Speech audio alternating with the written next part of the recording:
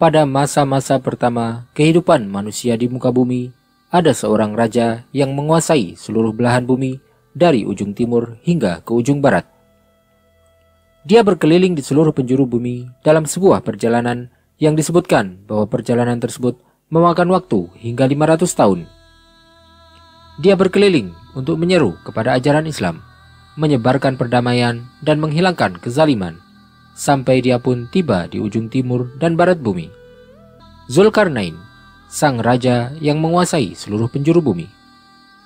Dalam lembaran-lembaran sejarah kuno peradaban manusia ini, kita akan menceritakan tentang kisah Zulkarnain, kisah sang raja dengan perjalanannya yang memakan waktu hingga 500 tahun.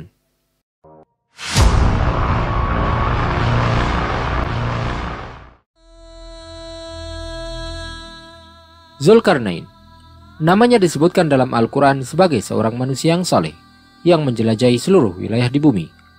Dia menyeru kepada agama Allah dan memerangi orang-orang yang menentangnya. Dia menyebarkan Islam, serta menghancurkan kekufuran dan para pemeluknya. Dia menolong orang yang terzalimi dan menegakkan keadilan. Kisah Zulkarnain berawal dari kedatangan sekelompok musyrikin kepada Rasulullah SAW yang mengajukan 3 buah pertanyaan tentang ruh, tentang para pemuda penghuni gua, dan Zulkarnain. Yahudilah sesungguhnya yang telah membisikkan kepada musyrikin Quraisy agar menanyakan 3 hal tersebut.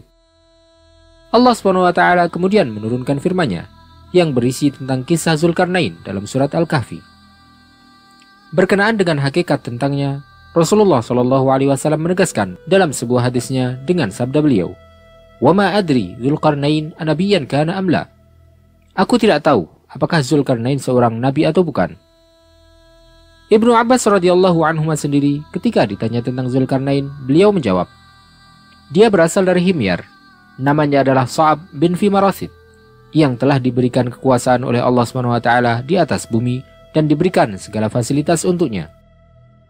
Sebagaimana pula ketika Ka'ab al-Ahbar ditanya tentang Zulkarnain, dia pun menjawab, pendapat yang benar dari para pendahulu kami bahwa dia berasal dari Himyar.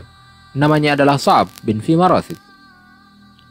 Dari keterangan-keterangan tersebut, maka dapat kita lihat dengan jelas bahwa Zulkarnain adalah seorang muslim yang bertauhid, yang berasal dari bangsa Arab.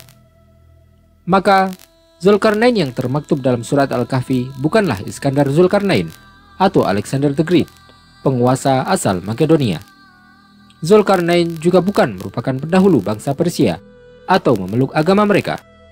Zulkarnain dalam surat Al-Kahfi adalah seorang muslim. Adapun Alexander the Great adalah seorang musyrik.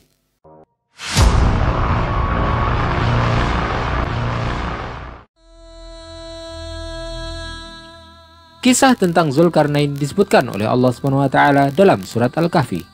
Allah Ta'ala berfirman, "Wa yas'alunaka 'an dzil qarnain, qul sa'atlu 'alaikum minhu dzikra."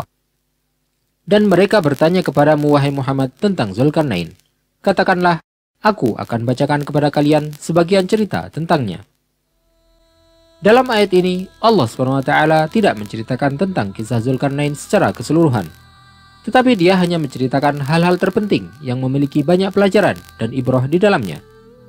Oleh karena itu, kita juga tidak akan menceritakan tentang rincian-rincian kisah yang tidak berdasar pada sumber yang sahih, tetapi kita hanya akan membahas hal-hal yang telah disebutkan dalam Al-Quran dan juga sunnah Rasulullah SAW. Zulkarnain adalah raja yang telah diberikan kekuasaan dan hikmah oleh Allah. Dia pun kemudian membentuk pasukan besar dan berkelana mengelilingi dunia dengan pasukannya tersebut untuk menyeru kepada agama Allah SWT. Dia pun melakukan perjalanan hingga ke ujung barat bumi. Kemudian dia mendapati kaum yang menyekutukan Allah SWT. Allah SWT kemudian mengilhamkan kepadanya bahwa keputusan telah diserahkan kepada Zulkarnain. Apakah dia akan menghukum atau akan berbuat baik kepada mereka? Raja yang saleh itu pun kemudian menegaskan langkahnya dalam menegakkan hukuman. Dia pun mengumumkan bahwa dia akan menghukum orang-orang yang berbuat zalim dengan hukuman yang berat di dunia. Adapun hukuman di akhirat hanya Allah yang berhak untuk mengambilnya. Sedangkan orang yang beriman maka dia akan memuliakannya dan memperlakukannya dengan baik. Keputusannya tersebut dimaksudkan untuk merebut kembali hak orang yang terzalimi dan menegakkan kebenaran. Zulkarnain pun kemudian memperbaiki kondisi kaum tersebut. dan mengangkat orang yang akan mengurusi mereka. Setelah Raja Soleh itu menyelesaikan urusannya di barat, dia kemudian bergegas untuk menuju ke arah timur. Hingga akhirnya dia sampai di ujung timur di mana matahari terbit dari tempat tersebut. Tempat tersebut merupakan tempat terbuka yang tidak ditumbuhi dengan pepohonan, serta tidak pula ada rumah-rumah yang menaungi para penduduknya. Zulkarnain juga menegakkan hukumnya di belahan bumi timur tersebut sebagaimana yang dia lakukan di belahan bumi barat. Kemudian setelah itu dia melanjutkan perjalanannya hingga menemui suatu kaum yang tinggal di antara dua gunung, yang di antara keduanya terdapat sebuah celah. Mereka berbicara dengan bahasa yang sulit untuk dipahami. Mereka adalah kaum yang mengasingkan diri dan telah mengalami berbagai serangan yang dilakukan oleh Ya'juj dan Ma'juj. Ketika mereka melihat bahwa Zulkarnain adalah seorang raja yang adil, mereka pun mendatanginya. Kemudian mereka meminta bantuan agar diberikan perlindungan dari kekejaman Ya'juj dan Ma'juj. Ya'juj dan Ma'juj merupakan kaum yang menyebarkan kerusakan di atas muka bumi. Kaum yang tinggal di daerah tersebut tidak memiliki kekuatan untuk menghadapi Ya'juj dan Ma'juj.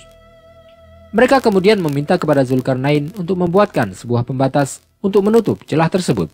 Sebagai gantinya, mereka akan memberikan harta yang mereka miliki. Zulkarnain pun setuju untuk membangunkan sebuah tembok penghalang bagi mereka, tetapi dia tidak tertarik untuk mengambil harta mereka. Dia tidak mau mengambil upah apapun dari pembangunan tembok tersebut. Dia hanya meminta bantuan dari kaum itu dalam pembangunannya. Zulkarnain menggunakan teknik arsitektur yang sangat istimewa. Dia pertama-tama mengumpulkan potongan-potongan besi, kemudian meletakkannya di celah itu, hingga tumpukan besi itu setara dengan tingginya dua gunung.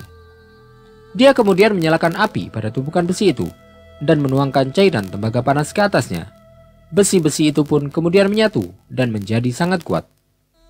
Celah di antara dua gunung itu pun akhirnya tertutup, dan tertutup pula jalan untuk Ya'juj dan Ma'juj keluar darinya.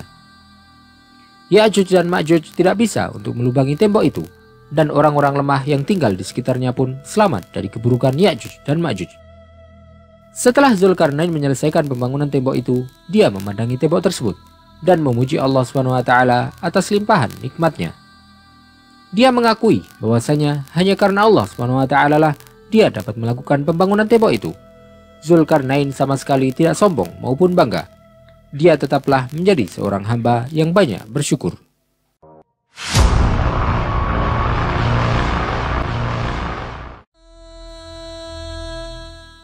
Keluarnya Ya'juj dan Ma'juj dari tempat itu akan menjadi pertanda datangnya hari kiamat.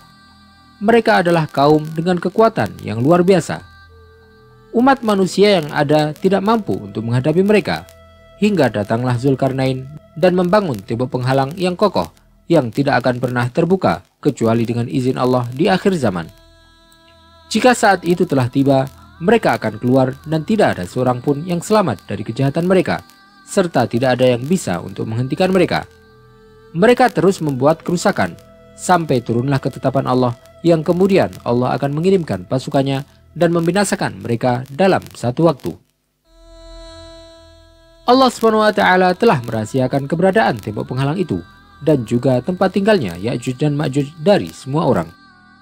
Maka tidak ada seorang pun yang mengetahui lokasi tempat itu, dan tempat itu pun akan tetap menjadi rahasia hingga waktu yang dikehendaki oleh Allah Subhanahu wa Ta'ala.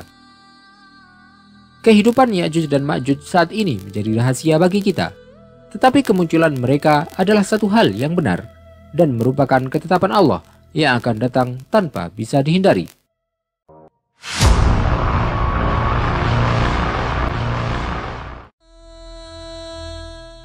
Sebagaimana yang disebutkan sebelumnya, tidak ada yang mengetahui tentang lokasi tembok penghalang tersebut kecuali Allah.